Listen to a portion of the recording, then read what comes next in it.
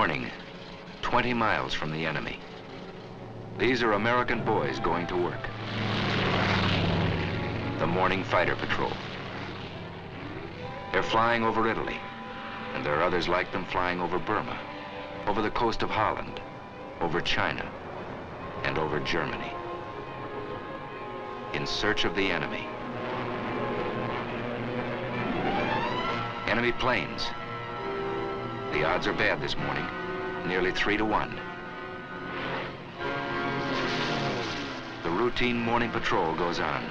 They close the range, 3,500 feet, 3,000, 2,500, 2,000.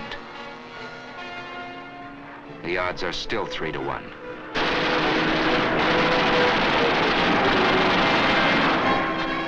But it's 3 Nazis spinning down in blood and flame to every one of ours. Routine morning patrol. They're good planes, wonderful planes. And their pilots are good too. Listen. Yesterday I fulfilled one of my ambitions as a combat pilot. I got 1 airplane and... An American far from home, fighting a war around the world. Listen again. This was my leader, and the second ship was me, and 2 Focke-Wulfs came on my right. I turned right and put up a stone wall of bullets, and the first... A wall of bullets. It wasn't so long ago these men were students in a university, workmen in a shipyard, just plain citizens from everywhere USA. They changed jobs, they changed clothes. They took a train into the future. They didn't know what the future would be, but many hoped they'd get the chance to fly and fight in the air. Some wanted that chance more than anything in the world. Deep inside Alabama is a famous school called the Tuskegee Institute. It was founded on July 4th of 1881. And since that Independence Day, it has graduated many thousands into agriculture, into science, into industry. This school was the first of its kind, and its founder, Booker T. Washington, was a pioneer who broke open a road for others to follow. This man had a dream, and the dream became stone. He lifted the veil of ignorance from his people and pointed the way to progress through education and industry. Close to this school, close to the work this man had done, the United States government determined to build an airfield. 3 years ago, this was just another farm in Alabama. More than trees had to be cleared away. There was misunderstanding and distrust and prejudice to be cleared away. 3 years ago, there was only an idea. But ideas are powerful things. And today, there are fighter planes flying overhead. Instead of swamp and yellow pine, there are hangars, repair shops, barracks. Instead of patches of corn, concrete flight strips. But that's not enough.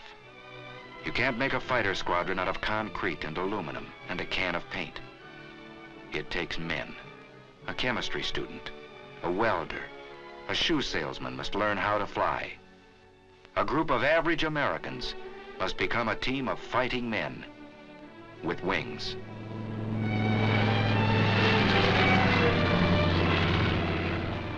There's a new world up here. A man has to learn his way around. It takes many weeks of learning to make a fighter pilot. And a lot of that learning is done in a hard wooden chair. Because a fighter pilot is a combination of a mathematician and an athlete, a scientist and a sharpshooter. He's got to know what goes on inside his plane. The heart of his fighter is steel and copper. Its bloodstream is gas and oil. But its brain is the man who flies it. He begins in a safe, slow plane, 2 wings instead of 1. But he flies many hours inside a closed room. In the morning, he may be flying a prescribed course over a sheet of paper. In the afternoon, he may fly the same course above the clouds. He trains his muscles down here very close to the ground, but he'll use the same sense of balance and coordination in the skies above Tuskegee. For this job of flying is never easy, and sometimes it's very, very tough. But he's learning how high and how fast and how far he must go to reach the enemy. Pilotage, dead reckoning, theory of flight, radio code. Yes, he's getting muscles in his mind. He's getting hard, keen, quick. He's coming into the clear. Here above the warm, familiar hills of Alabama, these Americans are learning to fly in those tight combat formations they'll use someday to hunt down the German and Jap above his own cities. In addition to fighter groups, a year ago this field began to train men for medium bombers. And that too was a pioneer step. But one thing it proved: you can't judge a man here by the color of his eyes or the shape of his nose. On the flight strip, you judge a man by the way he flies.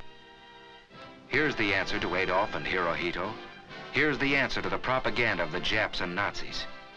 Here's the answer: wings for this man. Here's the answer: wings for these Americans. Squadron after squadron out of Tuskegee, flying P-40s first, tough little planes, then striking with Thunderbolts, P-47s, then riding the Mustangs, P-51s. No, it was never easy for these men. They were pioneers, and no pioneer has it easy. They fought lies, they fought heartbreak, and they won. Now they fight the enemy on his own soil.